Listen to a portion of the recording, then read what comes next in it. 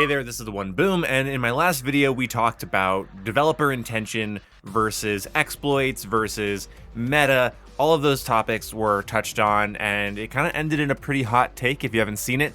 While I was making that video, I started doing a bit of a tangent about a separate topic that I cut out of the commentary because it made the video like 25 minutes long, and that video is already way too long. I do encourage you to watch it. It will be linked at the end of this one. This is sort of the sister video to that video. But today we're going to be talking about speed, and specifically pacing. Black Ops 7, compared to the previous entry, Black Ops 6, did a lot better with its map design, just allowing for more room to breathe, longer lines of sight, more variety. Black Ops 2 was an overcorrection, seemingly following everybody's criticisms that other Call of Duty maps are too campy and large and messy and whatever. They decided to go the complete opposite route. Because Vanguard, Modern Warfare 2, and Modern Warfare 3 had larger, more complicated maps, Black Ops 6 had a lot of maps that people considered to even be two-lane because of how segregated off the lanes were and how tight quarters it was. It felt pretty small. So Black Ops 7 is an improvement over that, but for some reason still makes the exact same mistake as a lot of Advanced Warfare, Infinite Warfare, and Black Ops 3 maps, this being our fourth official advanced movement COD game. I've had people debate me on that, but with Omni movement plus the wall jumping, this is an advanced movement COD game. If you're not using the movement, then it won't feel like an advanced movement game, but if you're using it, you know. Despite this being better than Black Ops 6, there still is a massive pacing issue. There's a tired old narrative that speed equals good in Call of Duty. I'm not talking about the people that want a faster paced, more aggressive, or just well-paced game. That's an understandable preference. I'm talking about the people that seemingly put movement and speed above everything else when it comes to a Call of Duty game. As long as the game is fast and simple and not campy, then it's good, right? But what kills me is every time I go back to live stream Modern Warfare 3 for you guys, I'm interrupted by a game where I can employ strategies and playstyles, and I have interesting moments that my chat actually takes note of, whether it's a smoke grenade being thrown out of a hard point into a trench and then the trench being used to gain map control, or a certain height advantage being taken over, whatever it might be. Like, my chat actually notices when stuff happens in Modern Warfare 3, whereas Black Ops 7 is so symmetrical and simplistic most of the time.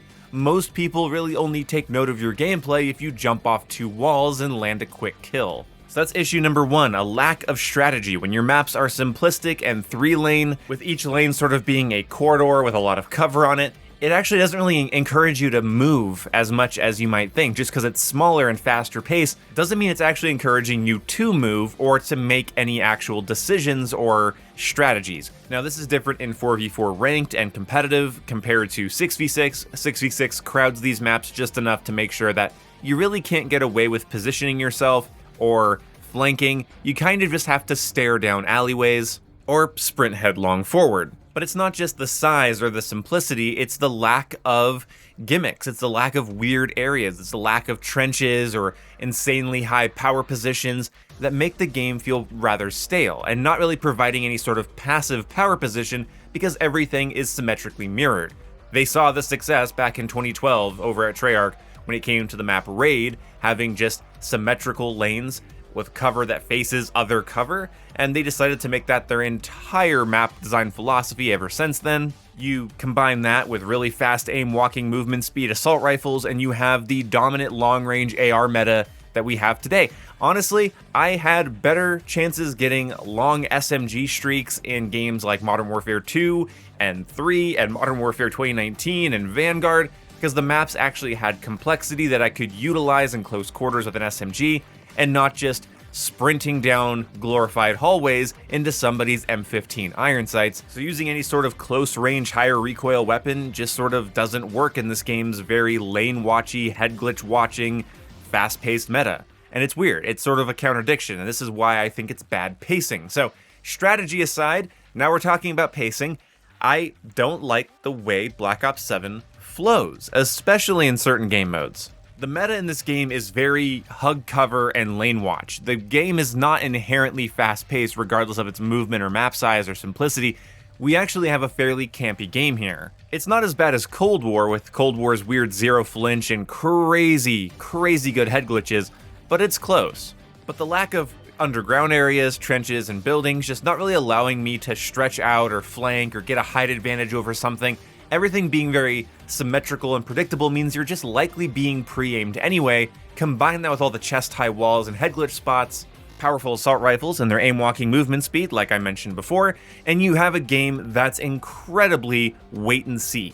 But this is where the pacing becomes a problem. It's not a problem because people do that, it's that plus that and the map size to speed ratio causes a lot of objective game modes to feel like this never-ending slug match.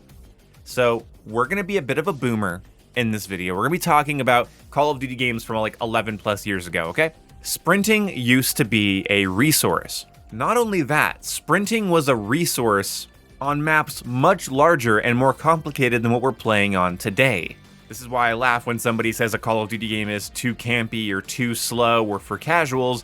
Baby, that's just what I grew up with. But bless your hearts, anything to avoid playing any sort of fast-paced actual movement shooter where you get your actual shit dog walked for playing the way you do in Black Ops 7, but either way, I digress. When sprinting was a resource, and the only way to beat that was to equip a perk that changed your entire playstyle around sprinting and getting places faster, objectives mattered more. A hardpoint mattered more, a domination flag mattered more. You had to commit to your positioning a bit more. You had to actually worry about running out of stamina during a flank. And I'm not saying that's inherently good and that we should bring that back. I'm saying that there's a reason Call of Duty felt more weighted back then. It wasn't just because of its novelty. It did actually make you concerned about where you were going and how long that would take. Having ammo and sprinting as a resource back in previous Call of Duty games where you didn't have a ton of ammo, you didn't have 60-round magazines on all your assault rifles, and you couldn't just get somewhere without thinking about it, made the game a little bit more intense and immersive. Because, not immersive in a realism sense, mind you, I mean immersive in the sense that you're focusing on the game mechanics while you're playing, because the game mechanics are actively engaging your brain, because if it's not, you end up getting your shit rocked. Anyway, I'm not digressing. What my point is that in this game, there's no resource. Black Ops 7 doesn't punish you for just sprinting across the map. There's nothing for you to actually consider. So when you play Safeguard on simplistic maps and you knock everybody off of the objective, they're already about to be back on it. This was already a thing in Call of Duty. Fighting for the B flag or a hard point or just even a power position in Team Deathmatch was a never-ending struggle. Call of Duty is a faster-paced game. But sometimes it feels like a strategy-less dogpile, and just an absolute slug match. And when your lanes on your maps are very stringent and again, very symmetrical cover, lots of areas to be pre-aimed on them, nothing really unpredictable you can do, not a lot of intersecting, interesting points of, like, again, underground areas, trenches, buildings, stuff like that, you kind of just don't feel like you have any freedom. It's an illusion of speed and open meta because really, you got 3 lanes to choose from. All of the cover you're going to select, all of the power positions you're going to select are going to be symmetrically challenged by one right across from it, and especially in solo games when you're going up against a full coordinated team or just better players or your team's not playing well, playing the objective is an absolute slog. During a previous live stream, I did just a unique challenge. You know what the challenge was? Me and my buddy Jason had to win matches of domination, and it was a full-time job. It was a full-time job of coordination, staying on the point, a collection of smoke grenades and trophy systems and squad links, and trying to make sure we did not lose the objective. Because the map doesn't matter. You just sprint right through it, jump right over it. You just kind of fly through it. And this was an issue in Infinite Warfare and Black Ops 3. It was an issue in Advanced Warfare, aside from a few maps. And I just want to know, I really want to know, why do we keep making advanced movement games with omnidirectional sliding and wall jumping and super fast sprinting and all of this stuff that we can see here in the game? Why do we keep making games at this breakneck pace and then putting them on small or simplistic maps? Not every Black Ops 7 map is small, but they're all simplistic and predictable.